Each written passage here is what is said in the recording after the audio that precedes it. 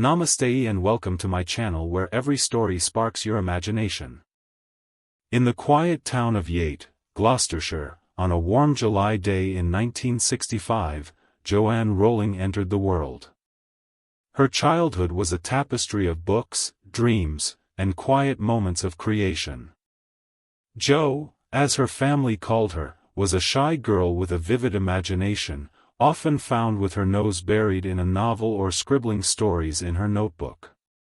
Her sister, Dee, 2 years younger, was her first audience, listening wide-eyed to tales of magic and adventure spun in their shared bedroom.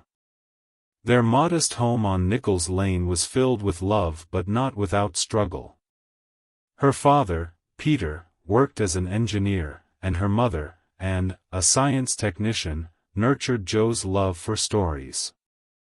And would read to her daughters, her voice weaving worlds from the pages of The Wind in the Willows or The Lion, the Witch and the Wardrobe. These stories planted seeds in Jo's mind, though she didn't yet know they would grow into something extraordinary. At St. Michael's Primary School, Jo was an unassuming student, excelling in English but often retreating into her inner world. She wrote her first story at 6, about a rabbit named Rabbit, who caught measles and was visited by a giant bee. Her teacher, Mrs. Morgan, praised her creativity, though Jo's perfectionism made her rewrite pages until they felt just right. This drive, even then, hinted at the discipline that would later define her. Secondary school at Wydene Comprehensive was a mixed bag.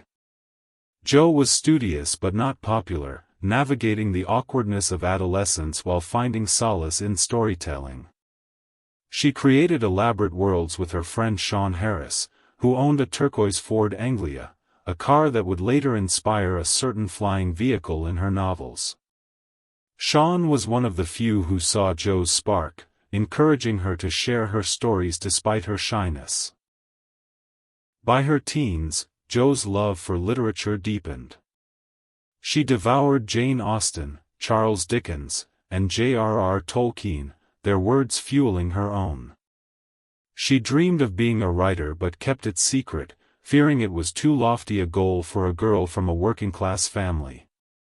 Her mother's diagnosis with multiple sclerosis when Jo was 15 cast a shadow over her dreams. Anne's illness progressed slowly, but it brought a quiet urgency to Jo's life. She wanted to make her mother proud.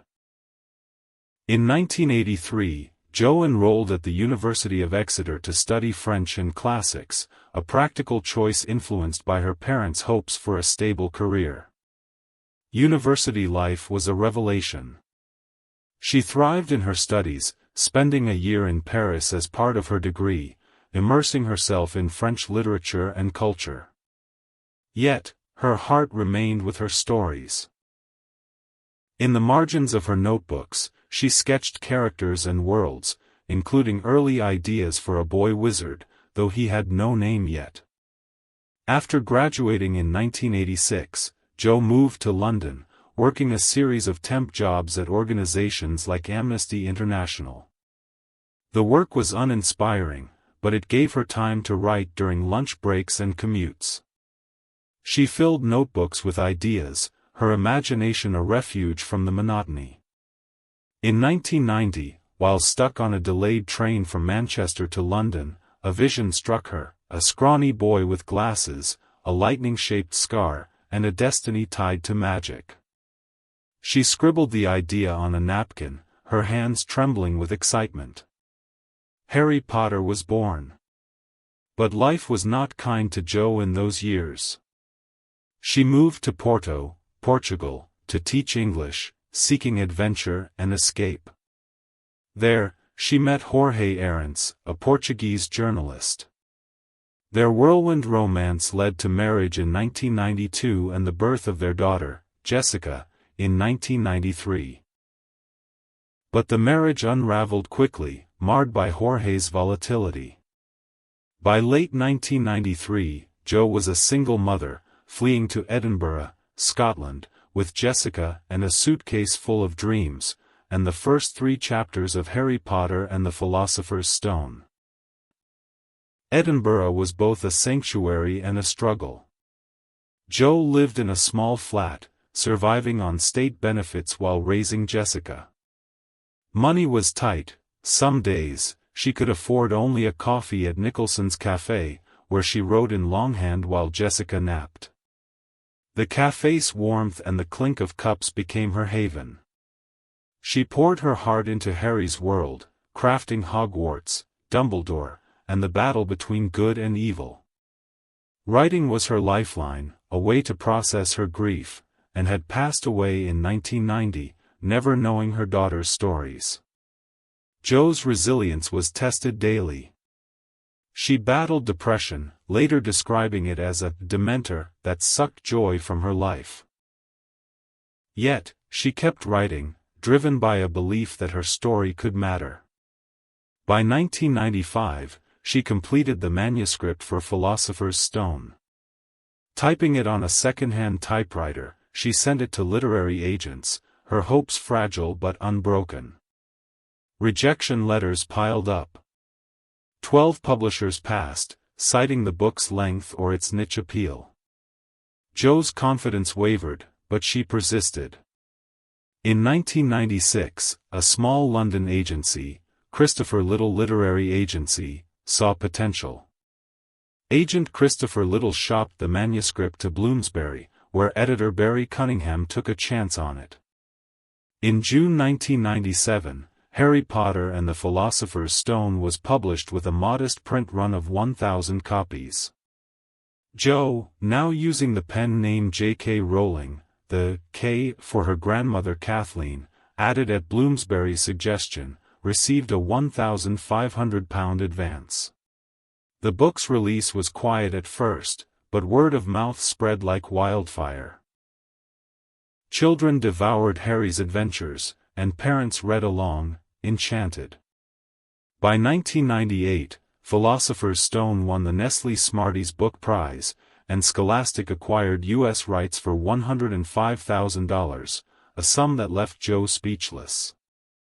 She quit her teaching job to write full-time, working on Chamber of Secrets and Prisoner of Azkaban. As the series grew, so did its impact. Fans lined up at midnight for book releases, and Jo's life transformed. She moved to a larger home, remarried in 2001 to Neil Murray, a Scottish doctor, and welcomed 2 more children, David in 2003 and Mackenzie in 2005. Yet, fame brought challenges. Media scrutiny intensified, and Jo guarded her privacy fiercely, wary of losing the quiet life she cherished. By 2007, with the release of Harry Potter and the Deathly Hallows, Jo had sold over 325 million books worldwide. The series was translated into 80 languages, spawning films, theme parks, and a global fandom. Jo became one of the world's richest women, but wealth never defined her. She donated millions to charities like Comic Relief and founded Lumos to support institutionalized children, driven by her own memories of struggle. With Harry's story complete, Jo turned to new challenges. In 2012, she published The Casual Vacancy, a gritty adult novel about small-town politics. Critics were divided, but Jo was undeterred, proving she could write beyond magic. Under the pseudonym Robert Galbraith, she launched the Cormoran Strike crime series, starting with The Cuckoo's Calling in 2013. The secret held until a leak revealed her identity, but the book's success stood on their own merit. Jo's life was not without controversy. Her outspoken views on social issues, particularly gender and free speech, sparked debates in the 2020s. Some fans distanced themselves, while others admired her conviction. Through it all, Jo remained steadfast, writing and engaging with her audience on her terms. By 2025, J.K. Rowling's influence was undeniable.